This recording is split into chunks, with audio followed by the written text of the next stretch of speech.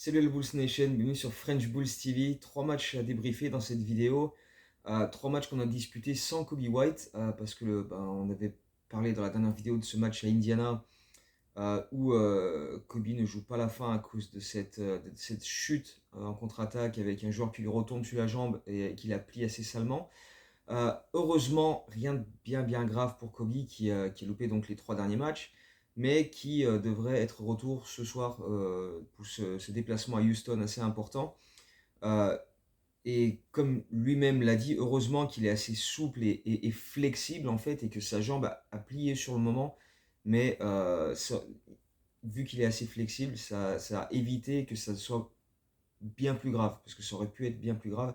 Et du coup, il a un petit peu, et nous aussi par la même occasion, on a un petit peu échappé au pire, parce que si là on avait Kobe White en moins pour la fin de saison, ça aurait été drôlement plus compliqué que ça ne l'est déjà. Blessure aussi pour Julian Phillips par contre, qui lui a loupé aussi donc, les trois derniers matchs, mais Billy Donovan a précisé, je crois que c'était avant le match de lundi contre Portland, qu'il allait être réévalué dans 2 semaines. En fait, il a un souci à un pied, qui lui aussi, comme plein d'autres joueurs des Bulls cette saison, traînait depuis déjà plusieurs semaines, hein, mais ça a alerté personne. Je vais pas refaire un couplet sur le staff médical, hein, parce que voilà, ça suffit comme ça. Mais voilà, souci au pied, réévaluation dans 2 semaines, on connaît la chanson avec le staff médical des Bulls, donc on va voir comment ça va se passer. Donc bref, trois matchs à débriefer, à commencer par la réception des Clippers, le lendemain de ce match à Indiana assez dingue dont on a parlé dans la dernière vidéo avec DeRozan extraordinaire. Une défaite de 15 points, 126-111, mais j'ai quand même bien aimé quelques trucs sur ce match-là, notamment les ajustements défensifs qu'on a fait. Euh, Parce qu'on a parlé dans la dernière vidéo assez en détail de la couverture ou de la non-couverture de nos pick and roll, hein, parce que bon, c'est quand même bien fait exploiter depuis pas mal de matchs dans ce domaine-là, hein, notamment le road trip à l'ouest où on s'est fait pulvériser tous les soirs par les intérieurs adverses, que ce soit des intérieurs All-Star ou des no-names, hein, comme ceux d'Utah par exemple.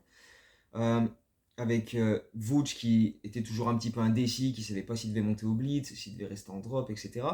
Sur ce match des Clippers, on a un peu plus vu des adaptations et des idées assez précises, sachant aussi qu'on avait joué les Clippers 5-6 jours avant, donc on était prévenus, on savait ce qu'ils allaient nous faire. Et là, cette fois-ci, on a laissé Vooch monter au blitz sur les pick and roll, sauf que pour pas laisser la raquette derrière lui absolument vide, on avait un ou deux joueurs des Bulls systématiquement qui basculaient pour venir couvrir l'espace, empêcher qu'il y ait un drive et un espace énorme pour Zubac, quoi, parce que sur ce match à Los Angeles pendant le road trip, il nous avait défoncé avec ça, il avait claqué plein de dunks parce qu'on le laissait tout seul.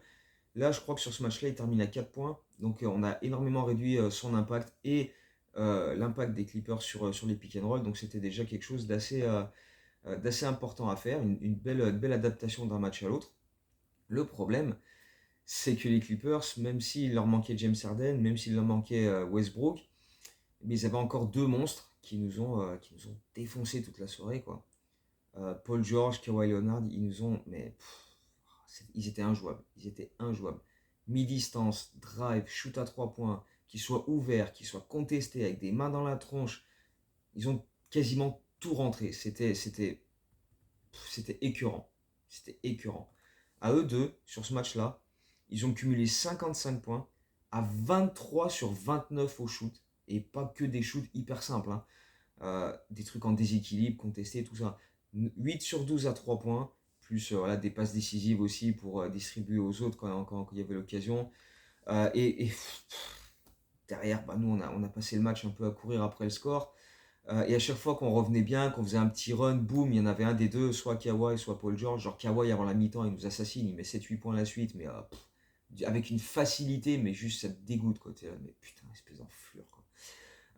Il est énorme. Et quand c'est pas lui, c'est Paul George. Donc à chaque fois, il y avait un 3 points, il y avait un end-one, il y avait quelque chose qui tout de suite nous renvoyait dans les cordes dès qu'on essayait de remonter un peu, quoi. Donc au final, c'est une défaite logique face à une équipe bien meilleure que nous. On était en back-to-back, il manquait Kobe White et Julian Phillips en plus des absents habituels. Donc les rotations étaient extrêmement réduites. Et puis en plus, quand Kawhi et PG jouent comme ça, qu'est-ce que tu veux faire? Qu'est-ce que tu veux faire? Donc Sur ce match-là, ce qu'on retiendra surtout, c'est les débuts NBA de Henry Drell, qui devient le deuxième Estonien de l'histoire de la Ligue à jouer en NBA.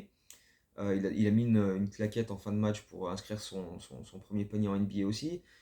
Début également de Andrew Funk, autre joueur en two-way contract qui est arrivé il y a juste quelques semaines en provenance de l'équipe de G-League des Denver Nuggets. Donc ces deux-là ont fait leur début NBA ensemble sur ce match-là. Euh, j'ai bien aimé le match d'André Drummond aussi sur ce match-là, après quelques matchs où il était un petit peu en deçà, où on avait noté qu'il n'était pas forcément hyper impactant, etc. Sur ce match-là, il a été déjà un peu plus costaud, un peu plus solide, donc c'était encourageant, d'autant qu'il a continué sur les matchs d'après, donc voilà, il est revenu un petit peu dans la forme qu'on lui connaît. Mais bon, après, sur ce match-là, il n'y a pas grand-chose d'autre à dire, quoi. Après, donc, on recevait Washington. Et là, tout de suite, et d'ailleurs, c'est assez étonnant, mais on avait disputé 67 matchs de saison régulière et on n'avait toujours pas joué Washington. Donc, comme quoi, les hasards du calendrier, là, on va les rejouer encore 2 fois d'ici la fin de saison, sans Bilal Koulibaly qui s'est blessé, malheureusement, le pauvre, alors qu'il a été bon sur ce match-là face à nous. Mais bref, voilà, c'était le hasard du calendrier, on les avait toujours pas joués. Euh, L'avant-match est surtout marqué par l'émotion de Dennis Rodman qui était présenté à la foule, il était dans le public, il a eu sa standing ovation et c'était un peu bizarre comme séquence parce qu'il lui tendent un micro comme s'il avait un discours à faire, mais il était tellement pris par les émotions, il avait les larmes, il était là, il n'arrivait même pas à articuler, donc ils lui ont enlevé le micro et parce que le match allait commencer quoi. C'était entre l'intro des équipes et le début du match, donc il n'y avait pas beaucoup de temps. Il allait peut-être juste dire merci la Bulls Nation, je sais pas quoi, mais il a même pas pu. Donc, du coup, il lui a enlevé le micro et bon, bah, il y a le match qui doit commencer. Donc, voilà, c'était un petit peu étrange, même si c'est toujours génial de voir Dennis Rodman et de voir l'ovation que la ville de Chicago lui donne et l'amour que cette ville lui porte. Donc, ça, c'était vraiment cool. Et derrière le match, bah, écoute, victoire 127-98, 29 points d'écart. C'est le même écart avec lequel on avait battu Memphis quand on les avait battus en janvier. Et c'est les deux seuls matchs d'ailleurs cette saison où on a gagné de plus de 20 points d'écart. Et les 2 fois, c'est plus 29, donc contre Memphis et contre Washington. Et bah, forcément, les Wizards, c'est pas le même talent et c'est clairement pas la même défense que les Clippers. Et on en a bien bien profité quand même. On s'est offert une soirée bien plus tranquille que d'habitude, hein. Il n'y a pas eu besoin d'un shoot au buzzer de DeRozan. Il n'y a pas eu besoin voilà, c'était pas un match où on était dans le clutch time dans les 5 dernières minutes. Et ça fait du bien quand même de temps en temps d'avoir ces matchs-là un peu tranquilles. Donc on a profité des largesses défensives adverses pour vraiment soigner nos stats offensives. Donc on a mis 127 points, on a shooté à 57,6%, on a fait 33 passes décisives sur 49 paniers. Et tout le monde a participé, tout le monde s'est fait plaisir, quoi. À commencer par Yodo Sunmu, évidemment, qui signe un record en carrière avec 34 points à 14 sur 22 au shoot et 9 passes décisives, avec beaucoup, beaucoup d'attaques du cercle, avec des prises d'initiative, avec plein, plein, plein de choses extrêmement positives de sa part. Beaucoup de paniers à 3 points aussi. Euh, on a eu un gros double-double de Vucevic avec 29 points à 11 sur 19, 13 rebonds. Drummond passe pas loin de son double-double aussi, il fait encore un gros match. Dalen Terry qui soigne ses stats, c'était assez sympa de voir un petit peu tout le monde participer, B-Team, etc. Même Sanogo a eu quelques minutes à la fin. Et d'ailleurs, c'est une stat assez rare. Donc on a fait jouer 12 joueurs sur ce match-là, avec plusieurs two-way qui sont rentrés. Et l'ensemble de ces 12 joueurs, ils ont tous un plus-minus en positif. Et c'est quand même assez rare d'avoir ça dans une équipe, surtout quand tu as autant de joueurs qui jouent. Donc c'est une soirée qu'on peut qualifier de parfaite à deux petits détails près quand même. Parce que bon, on peut fermer les yeux sur les 15 ballons perdus, c'est pas non plus catastrophique, ça arrive. On peut aussi fermer les yeux sur le match moyen à 3 points, parce qu'on fait 8 sur 24, ce qui n'est pas énorme, mais on a fait pire hein, cette saison, notamment un match contre les Pistons, hein, on va pas revenir sur ça. Mais par contre, il y a un truc qui m'a gonflé dans ce match, c'est Billy Donovan. Parce que c'est quoi ce délire de laisser tes titulaires sur le parquet à 2 minutes de la fin? Est-ce que Billy, tu te rends compte que tu as déjà 5 joueurs à l'infirmerie, dont 3 qu'on ne reverra pas cette saison, et un qu'on n'a pas vu du tout de la saison? J'inclus Lonzo Ball dans le truc, mais il y a aussi Zach Lavine, il y a aussi Patrick Williams. Donc tu as ces trois-là, plus Phillips, plus Kobe White, 5 joueurs sur 15 de ton roster principal, donc un tiers de ton effectif qui est déjà sur le flanc. Pourquoi jouer avec le feu comme ça? Pourquoi Ayo joue 40 minutes dans ce match? Pour quelle utilité? Pourquoi Caruso et DeRozan jouent 35 minutes, alors que 30, c'était largement suffisant.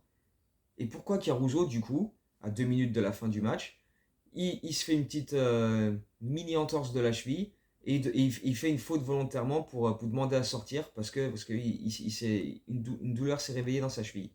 C'est quoi comme délire ça? Que tu mènes de 20 points à 3 minutes de la fin.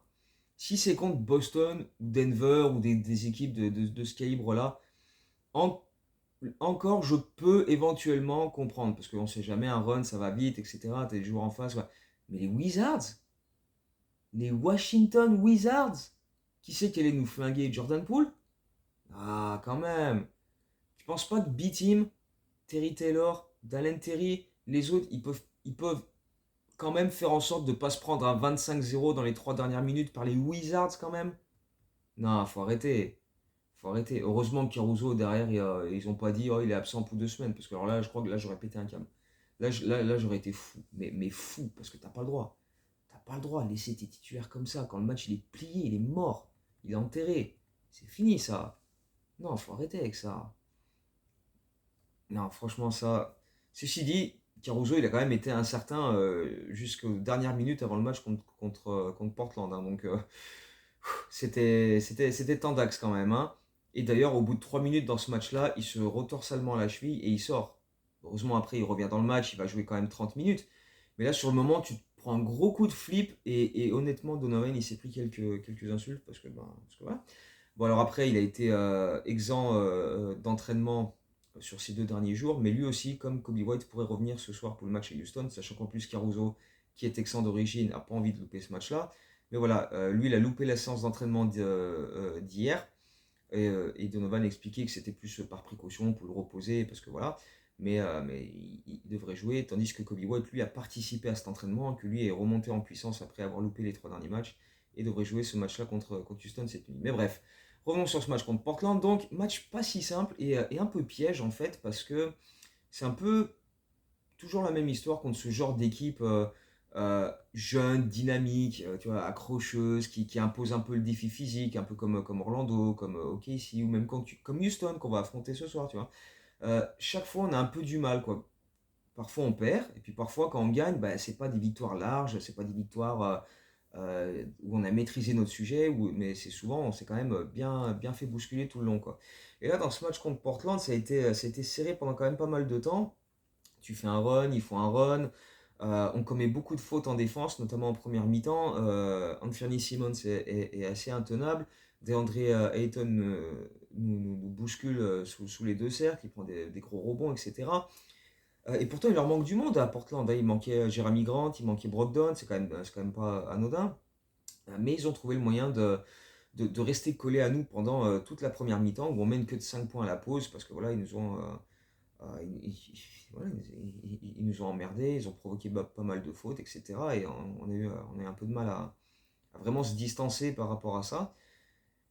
Et c'est dans le troisième quart-temps vraiment qu'on a commencé à créer un sacré écart et qu'on a fait tourner un peu les choses en notre faveur, parce que ce troisième quart était, je ne veux pas dire à sens unique, mais on a quand même été bien supérieur dans ce quart-temps. On a fait des très très bonnes choses, notamment grâce à Ayo Dosunmu qui a été mais, excellent sur ce quart-temps.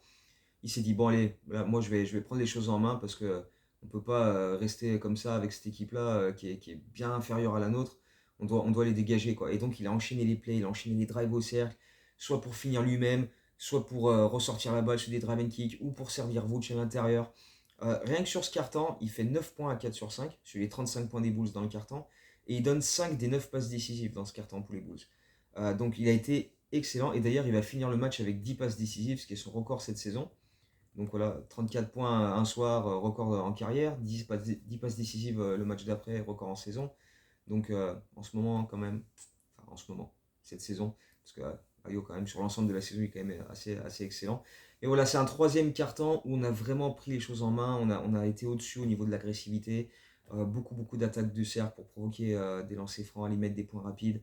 B-Team qui clôt le carton avec un 3 points au buzzer, un peu en déséquilibre, un peu chanceux, mais qui rentre et on mène de 14 points à l'entame du dernier quart. Ça va mieux, on est bien et on se relâche parce que non, pourquoi on gagnerait avec beaucoup d'avance? C'est pas cool pour le suspense, donc il faut relancer tout ça. Donc on se relâche, Portland en profite. Ils font des hustle plays, ils récupèrent des rebonds offensifs, ils mettent quelques 3 points où on s'est dit qu'on n'allait pas vraiment aller les contester. Et du coup, on a commencé ce quart-temps avec 14 points d'avance. Et à 3 minutes 30 de la fin, on est mené 103-102, dans le plus grand des calmes. Voilà. Donc, voilà, gros changement. Derrière Donovan, Alin Vucevic et Drummond ensemble pour essayer de régler ce problème de rebond parce qu'à chaque fois, Ayton fait le ménage et on se fait bousculer. Et nous, il y a des rebonds, il y a des opportunités de rebond parce que Caruso notamment loupe énormément de 3 points qui sont mais, ouverts, quoi. Les Bulls dans leur ensemble, vous loupez beaucoup de shoots, mais il y a Caruso 2 fois, il est laissé tout seul et ça brille, quoi. Donc, du coup, on n'a pas vraiment l'opportunité de reprendre les devants dans ce match-là, mais on est à égalité 105-105 à l'entame de la dernière minute quand il y a un joueur de Portland qui drive qui percute B-Team. Il y a clairement faute de B-Team. Les arbitres sifflent rien, donc ils perdent la balle. Caruso la récupère, file en transition, il y a faute, il obtient 2 lancers francs, il en met un. Donc on mène 106-105. Mais c'est clair qu'il y aurait dû avoir faute sur B-Team, enfin, faute de B-Team au début de l'action. Derrière, Anthony Simmons loupe un shoot à 3 points. On récupère la possession, DeRozan temporise. Et là, tout le monde s'attend à un shoot de DeRozan. Il drive, s'arrête en mid-range. Et là, tout le monde, pareil, pense qu'il va prendre le shoot. Mais non, il donne une super passe inside pour Vucevic qui met un lay-up. Et ça donne 3 points d'avance aux Bulls. Et derrière, on fait faute volontaire sur Ben Simmons. Sur Anthony Simmons pour pas qu'il prenne un 3 points. Donc il a 2 lancers francs, il met les 2. Ils reviennent donc à 1 point. Mais ils font la même chose en faisant faute sur DeRozan qui va mettre ses 2 lancers francs. Donc on reprend 3 points d'avance. Et là, il reste 6 secondes et demie. Et Simmons a le ballon derrière la ligne à 3 points. Caruso est face à lui et arrive à lui enlever la balle des mains et elle part en touche. Donc ça gratte un peu quelques secondes. Donc déjà, première intervention défensive de qualité. Et la deuxième, c'est sur la remise en jeu avec Torrey Craig qui fait un super contest, qui vient bien le coller et mettre son bras en opposition pour pas qu'il prenne un bon shoot. Et du coup, Simmons envoie une brique. Et du coup, les Bulls s'imposent 110-107, mais dans un match qui aurait pu et qui aurait dû être beaucoup plus simple pour nous, parce que les bons efforts du troisième quart-temps, on les a gâchés, quoi. On a joué au con dans le quatrième quart-temps, on s'est fait bousculer, il y a eu des longues périodes où, dans ce quatrième quart-temps, où genre quand DeRozan était sur le banc et Ayo était sur le banc, offensivement, on savait plus quoi faire. Il n'y avait plus un ballon qui arrivait bien, les possessions c'était stérile, on faisait tourner, personne ne voulait vraiment prendre un shoot, personne ne prenait ses responsabilités. Euh, il y a eu des périodes de 3-4 minutes, on ne savait pas ce qu'on faisait en attaque, quoi.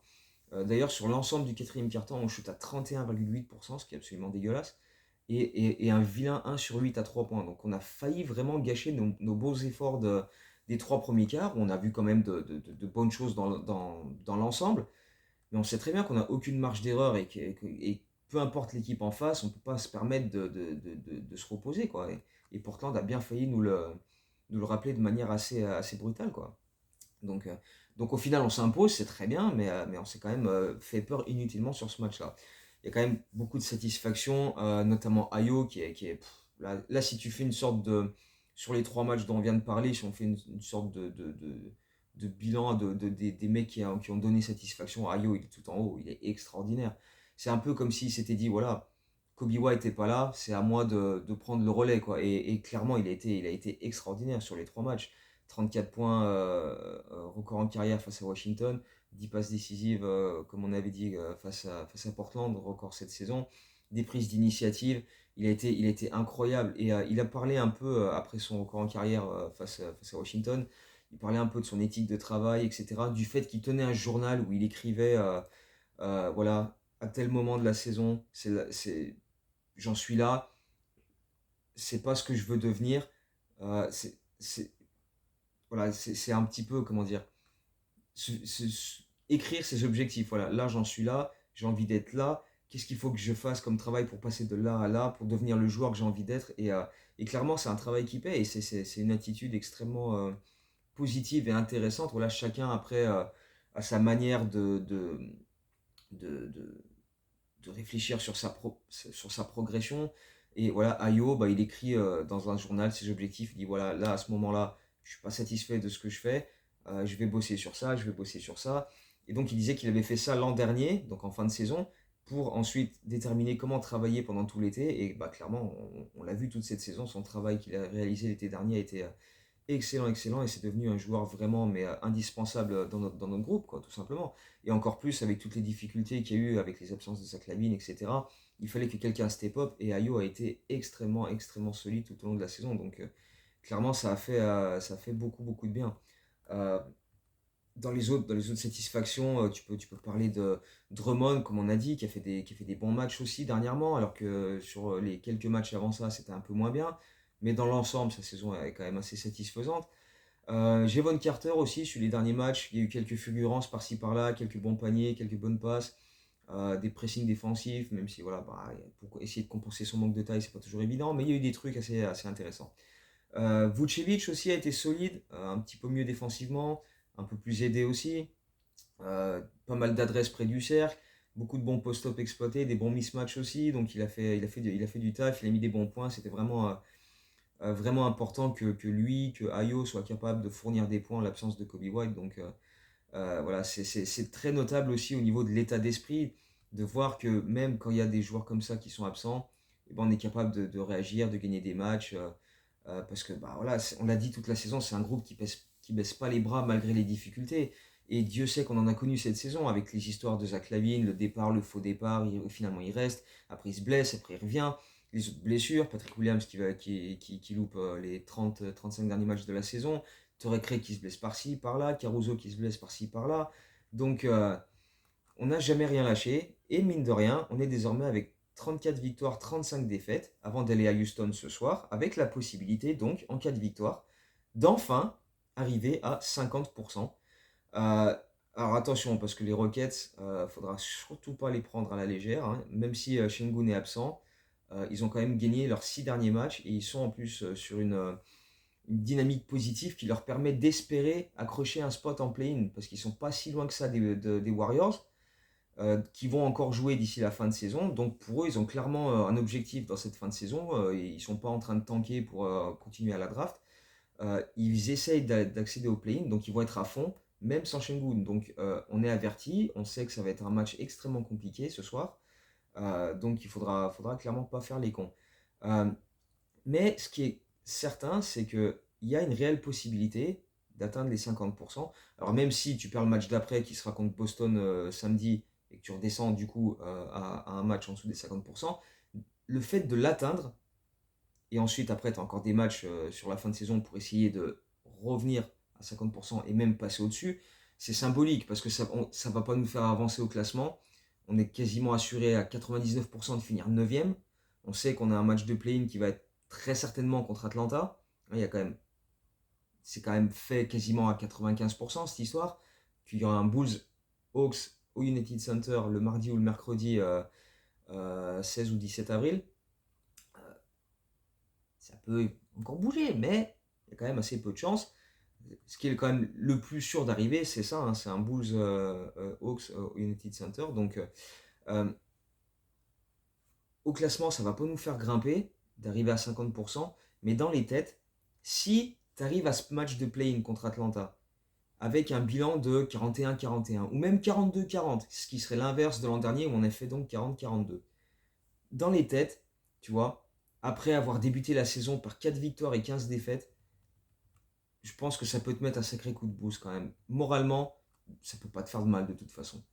Mais de t'être dit, voilà, avec toutes les difficultés qu'on a traversées cette saison, Zach LaVine, le premier match de la saison que tu perds contre Casey d'une vingtaine de points et que tu as un team meeting dans le vestiaire juste après le match, Zach LaVine au bout de 3-4 matchs qui dit qu'il va être tradé, les blessures tout au long de la saison, le plus ou moins longue durée, les retours, les machins, Zach LaVine qui finalement est toujours là mais qui veut se barrer, bref, faut pouvoir, tu vois, et voilà, on a commencé la saison à 4 victoires, 15 défaites. Si tu l'as fini à 50%, c'est quand même pas anodin, c'est pas rien, tu vois. C'est-à-dire que mentalement, les mecs, ils sont restés dedans toute la saison. Et c'est extrêmement difficile à faire, c'est extrêmement difficile. C'est pour ça que je pense que si on termine la saison à 50% ou au-dessus, mentalement, ça te booste, quoi. Même si, bah après, tu sais pas, on- personne ne peut imaginer faire un parcours à la Miami, sortir des play-ins, aller en finale NBA, mais ça te permet d'aborder tes matchs de play-in avec plus de confiance, dans une meilleure dynamique. Et si tu arrives en forme au bon moment, bah, pourquoi pas? Je pense qu'il y a quand même. Tu, tu peux pas trouver ça inenvisageable de battre Atlanta sur ce premier match de play-in.